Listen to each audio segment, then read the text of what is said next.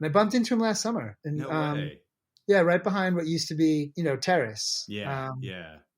I had actually popped my knee out body surfing. I had a Oh. pretty bad knee injury last year, so I couldn't surf. But I was having lunch with my wife and some friends, and I see this guy like walking towards, coming off the side, the side of Terrace, the walkway. I'm like, that looks like Sean. I'm like, no way. I'm looking at him. So finally I hobbled down to the beach, and he was there with his wife, and, we caught up, and he still rips. Yeah, he I was does. eating lunch, watching him surf. It was like kind of like stomach, chest high, really mellow, clean, fun, sunny day. I'm just eating my lunch, watching him get waves. Like it was really great to see him. So now he's on my mailing list. So now he's on the gifting list to get some stuff. Dude, that guy, I saw him, not too long ago, maybe a year or two, surfing a certain location. Right. That will remain not mentioned, and still got it. Yeah. Still got it. Like, there's that whole crew from like Sean Valstrand, the Jankows, Ryan Egan. Oh my God, Ryan Egan. Amazing. Dude. I mean, there was, the Chris Colvin and Josh Getz. Chris Colvin he's back too. He was like my understudy at Rick's. Get out. I didn't know that. There. When I was on my way out, he worked there. So Chris and I, we ended up going to, we were friends, from the ESA days, but then I went to Flagler with him also. Okay. So that was really fun. And and then he was living in Kauai for a while, and now he's back here. So it's funny, like it's cool to see like certain crews from different regions of Long Island and how they've kind of, evolved over and see who's stuck with it and who's kind of done interesting things. And, I think it's an interesting time to be a surfer because the culture is not as cohesive, I guess. Like we don't have a surfer magazine or something to look to kind of guide the culture. So it's kind of, in some ways, exciting for brands like yours because you can kind of make it what you want. And you're not defined anymore by the magazines or the industry as much. Right. I'm hoping we can kind of like champion the Long Island culture a bit. I think back we were like the Robert Moses crew. Yeah. On any given day, there'd be like 30 of us on the fence. And it was Mark Petroselli, Tommy Cola. Tommy Capicola. Hey, he's moving to Virginia. Yeah, like these were the guys I spent so many days and nights with back then. And like, people from Sable, like Jimbo Kennedy, everyone was hanging out together and it was from all over the place, like guys would come from Dix Hills and we all became friends. And it was really cool. I was really tight with the Bayport crew. I don't know if you know Chris Nicosia. My stepbrother grew up in Bayport, so he was like in that whole crew too. Like Stefan worked at Rick's. Stefan, he came in and worked at the shop. Like, so we were pretty, it was like from Bayport all the way to West Islip, you had this crew that all knew each other and hung out. It was amazing. And it was the surf shops that really helped cement that. And that's something that is kind of lacking today, I think. The surf shops, you could still go in and hang out. Right now it's a little difficult, but I mean it will hopefully get better as the year goes on. But it doesn't, a lot of the surf shops, it's tough to feel like to hang out anymore, or feel okay to hang out anymore, or have that vibe sometimes.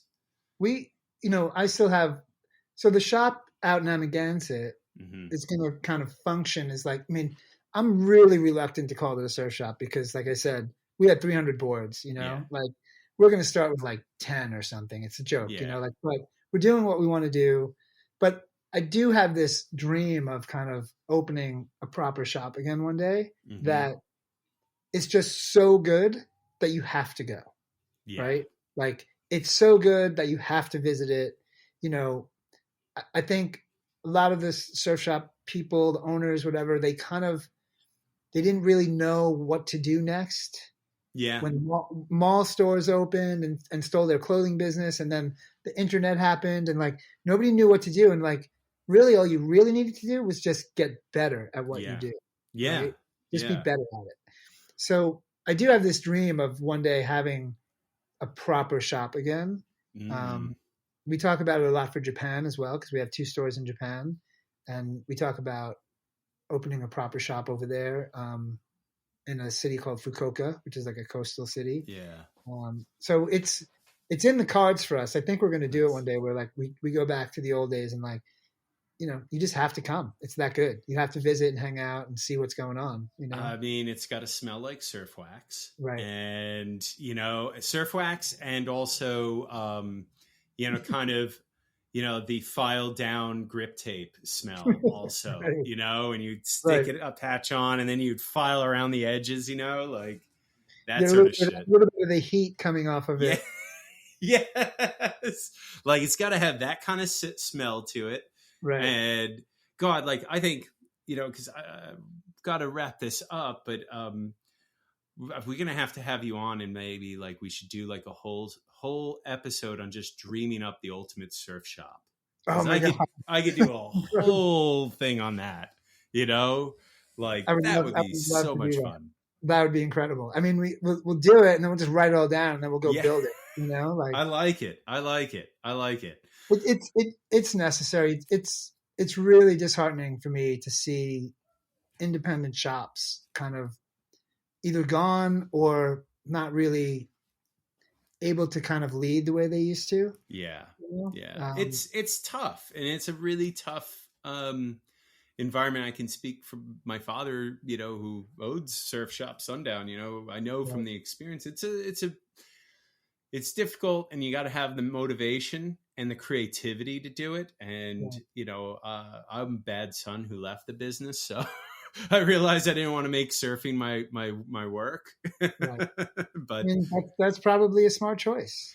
Yeah. Well, I gave it a go, you know, also, but it's tough. And I think you have to be infectiously enthusiastic to do it. Like you have to make it that people want to be there, you know, and hang around, and make it free for people to hang out there too, and make it an experience again. You know, that was the thing. The surf shops were the ultimate original retail experience, I think. It was so much fun. I kind of feel for kids who don't get to experience that, you know, I really do. The kids that never get to go into a shop and get vibed, come on. They're missing out on that perfect intimidation, that humbling that we all need. And then the moment that they stop vibing you. Yes, it's the best. You've broken through, right? Yes. Now you're part of the crew. It's one of the best feelings, you know. You're just like you've earned your spot, and then you're like, oh, there's a whole nother thing I got to break through after that. But yeah, so I got to finish up here, but I got to ask the one question that I need to know is, how did you come? Why Noah? Why the name Noah? Oh, it's man. the name. Also, it's the name of my new, nephew. My stepbrother just named it, and I called him. I'm like, oh, you named it after that snowboard model you bought at Rick's, by the way, the Noah Schlossnick model from Lamar. I mean, you say you have to wrap it up, and then you go and you ask that question, which is kind of like, I know, right? I could be here all night. I'll try and abbreviate. So I am pretty interested in a few different subjects. One of them is the Knights Templar. Ooh. And, you know, their history, like secret society kind of stuff. And, you know, I'll abbreviate and say I believe there's a lot of misinformation about what people think when they hear the term secret society. Oh, yeah. So people now think it's like, oh, these groups of people trying to take over the world. The Illuminati and all this bullshit. Freemasons. Right. The original secret societies were free-thinking individuals who had to meet in secret, otherwise the church would kill them. Right? Yes. Very simply. Like, that's what it was. Yeah. And so I went on this whole kind of like long journey studying, you know, secret societies and religion and all these different kind of things. And something that came out of that was this idea that you know, the Knights Templar had one of the largest naval fleets in the world. They were one of the largest military organizations, and they were outlawed because this king owed them a ton of money.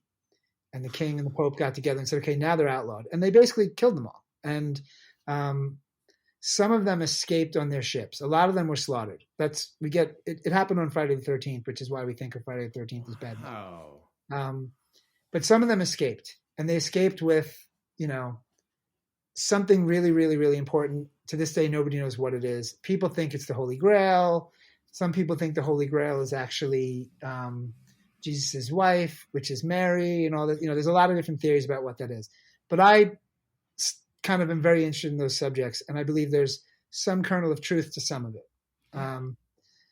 And it led me on this thing of like studying religions and different ideas, and the story of Noah and the ark and the great flood and him building this ship and me loving water and growing up near the water and everything. It felt like a really good connect. Yeah. The reason being is this. There's Noah, the ark, and all that kind of stuff. And I'm not like a religious person, just to be clear. But not that there's anything wrong with it. I'm fascinated by the ideas behind them. And I think at their core, they're really great and they get destroyed by mankind. Yeah. But this idea of the boat builder and, saving the world and all that kind of stuff was really appealing to me. But, what was really interesting was there's been this conflict for many, many years between the church and these other societies.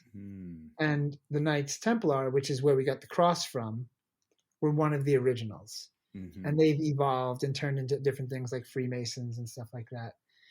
Their flag, so their symbol was the Jolie Rouge, the Red Cross. Right. They became outlaws. They became pirates, which is also a topic I'm very interested in. And the pirate flag is the Jolly Roger. And there's a theory that says the Jolie Rouge evolved into the Jolly Roger. I can totally see that connection. Right? So we use both of those images as graphics. I love that. Like sometimes you see the cross, sometimes you see a skull. And the skull goes back to this, it's all this religious history, the skull of Baphomet, and they worshipped it. And all. It's way too complicated to talk about right now. This is awesome. But very fundamentally, Noah to me symbolized a relationship to the water. And the cross was the Knights Templar kind of symbol. And I appreciated this kind of idea that secret societies originally were free-thinking societies, pushing science and intellect. Yes. And they were outlawed for that thought process. And you could be burned at the stake for talking about math. You know what I mean? Like, dude, or that. Oh my God! Like we could do a whole show on that and how it relates to today and how interesting it is. How it's the QAnon people were a lot of Christian conservative who are against the free thought. Like it's just there's so much there. Wow, there's a lot to unpack. Actually, it's fascinating. The Catholic Church could not have people walking around the world saying there might be another explanation for everything that's happening here, right? Like they couldn't have that. They could not have people saying science can explain this. Yeah. Right. That's not. So they would kill them. So they would meet in secret. And the greatest trick they've ever played is convincing the general public that anyone who meets in secret is working against them. They're working against you, right? Like they must be wanting to control you. They're talking about something. Now, these days that might be true, right? A bunch of corporate guys get together in secret is probably not a good thing. And that's where things get complicated. Yeah, right. Human beings tend to want things in black and white. Oh, gosh. Yeah, we are not good at nuance and we're not good at that spectrum of color. Right. I thrive on the nuance conversation, the stuff that lives in between. I want to know like the real kind of story, Oh, I love so that. Anyway, that's kind of where Noah came from. I love that. I think it's a really cool way to come up with a name. I think that's great connection. And dude, like I just had such a blast here listening to you talk about your brand and company and everything about it. Like, thank you so much for joining us, Brendon. Like really, we definitely have to have you back on. We definitely have to do the surf shop kind of brainstorm discussion. Well, I think Johnny in that one. We definitely have to have Johnny in that one. He's my go-to guy for that. And we might need some spliffs or something too, because then it'll be really fun. But